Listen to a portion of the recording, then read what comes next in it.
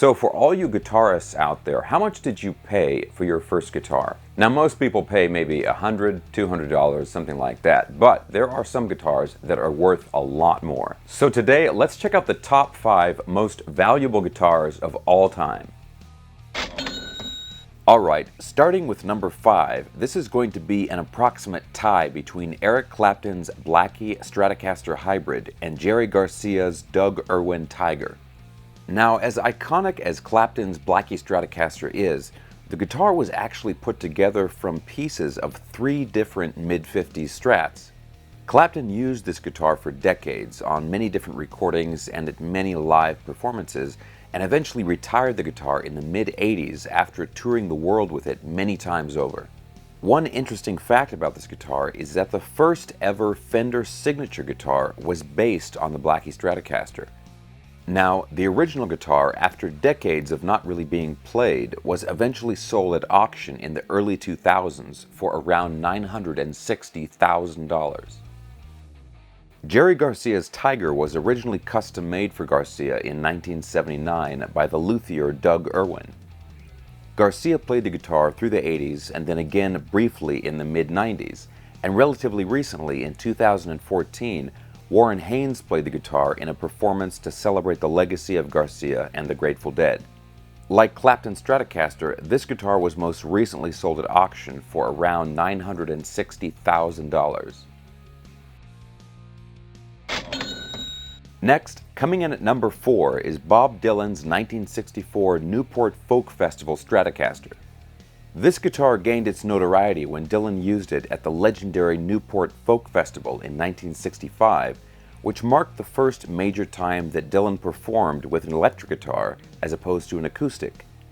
Incredibly, right after that performance, the guitar was accidentally left behind on an airplane. The story goes that the pilot tried to contact Dylan's management, but they simply never called him back.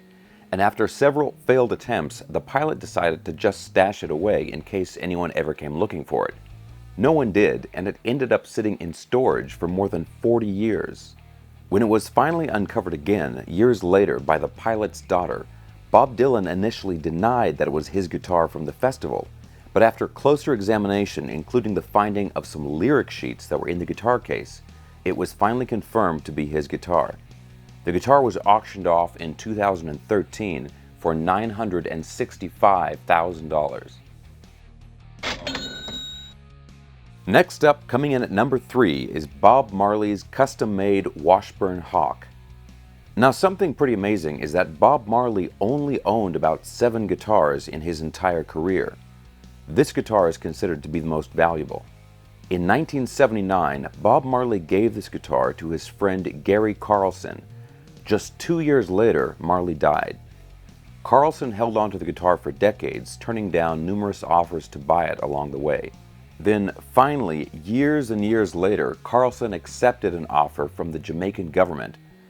The exact amount they bought it for was never publicly disclosed, but it is believed to have been between $1.2 and $2 million. It's now considered a national treasure by the Jamaican government and sits in the Jamaican National Museum. Alright, now down to number 2. Coming in for the runner-up position is Jimi Hendrix's 1968 Stratocaster. Now this is the white Stratocaster that Jimi Hendrix played at Woodstock in 1969, and it's on the recordings and in a lot of famous pictures from that event. In the 1990s, Paul Allen, the co-founder of Microsoft, bought this guitar and put it on display in his museum, the Experience Music Project in Seattle, Washington. It's still there to this day, and the guitar is estimated to be worth at least $2 million. Alright, now we're down to the number 1 most valuable guitar. This is John Lennon's 1962 Gibson J160E Acoustic Electric. Back in 1962, George Harrison and John Lennon both bought identical versions of this guitar for about $200 each. They used these guitars on a lot of early Beatles recordings like Love Me Do and P.S. I Love You, and for songwriting on numerous other early Beatles classics from that era. Incredibly, in 1963, Lennon's guitar was accidentally left behind backstage after a concert. The guitar floated around the local area for a while and was being resold without anyone knowing who it originally belonged to. Eventually, a guy named John McCaw bought it for about $175, and he owned the guitar for more than 40 years without knowing that it had been Lennon's.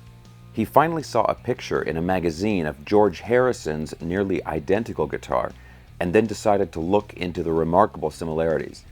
After discovering what the guitar really was and having it verified, the guitar was auctioned off in 2015 for a record-setting $2.4 million. Alright, so that was the top 5 most valuable guitars of all time. Now, one thing you'll notice with that list is it's not so much about the guitar, but about the guitar player that owned it. Obviously, there's a lot of value attached to names like John Lennon or Eric Clapton, and I think really when someone is buying a guitar like that, they're buying a connection to that person, not just the instrument itself. So what do you guys think? Should those guitars really be worth that much money? And if you had the money, would you buy it? Alright everybody, thanks for watching. Don't forget to like and subscribe, and stay tuned for more videos. I'll talk to you soon.